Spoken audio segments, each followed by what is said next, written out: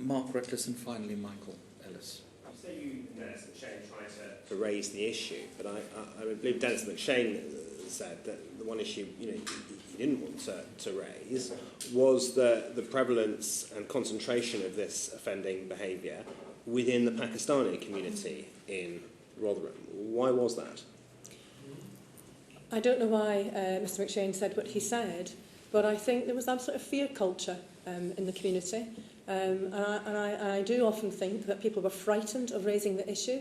I don't think that's anything to do with the ethnic issue. I think it's a genuine fear. Who did you fear? I didn't fear anyone, really, in that sense. I raised these issues. We brought reports to the Area Child Protection Committee, shown to the Safeguarding Children Board. What I really can't understand is how you were so ineffective in raising these issues once you became the Director of Children's Services. I mean, did you have ultimate sort of management responsibility for all the social workers in Rotherham working with children?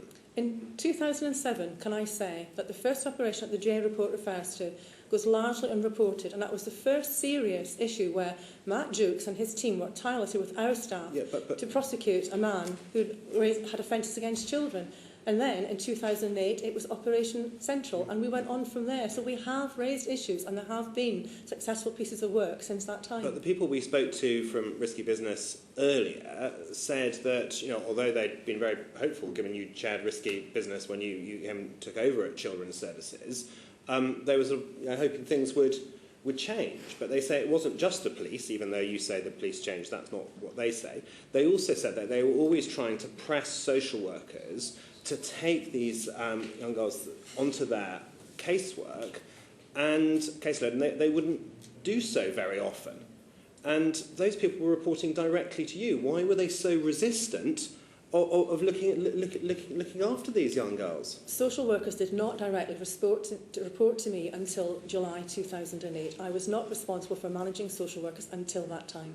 Okay, but even so you're then telling us that after that time that was no longer the case and you dealt with it, because again that doesn't seem consistent with the evidence we got earlier.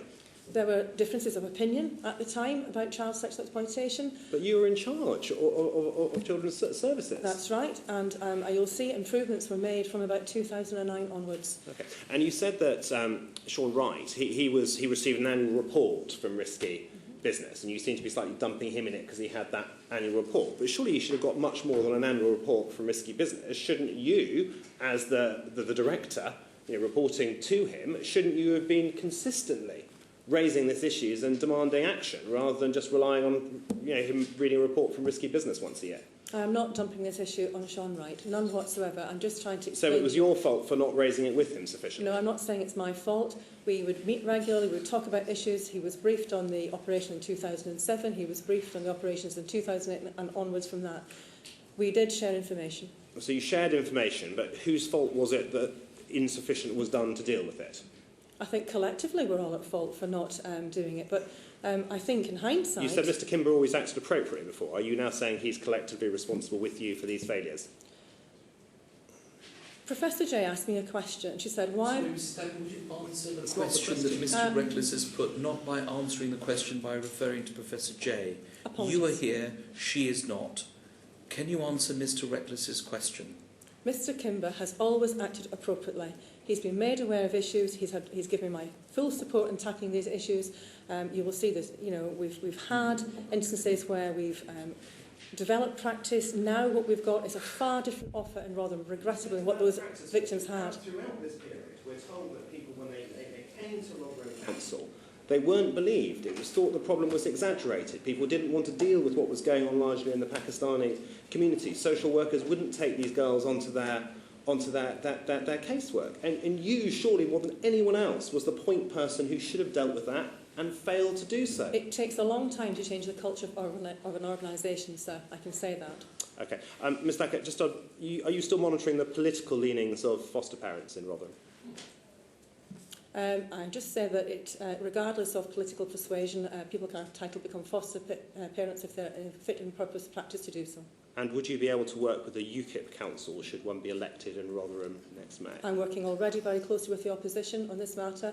All of them have come for CSE awareness raising as members, so yes, I'm working very closely with them already. Do you understand the degree of public anger there would be if you were to take any payoff or take any legal action against Rotherham Council, either now or after next May, in light of your own failings on this issue? The public are very angry now, and they're right to be so. With you? With us all, and with me in particular, absolutely. Thank you. Just confirm for the record, I said Mr Kimball was on £130,000 a year. You said £160,000, Mr Kimball. Correct, yeah. Your salary is £130,000. Is that right, Ms Thacker? With pension contributions, yes, I get £115,000 a year. Thank you.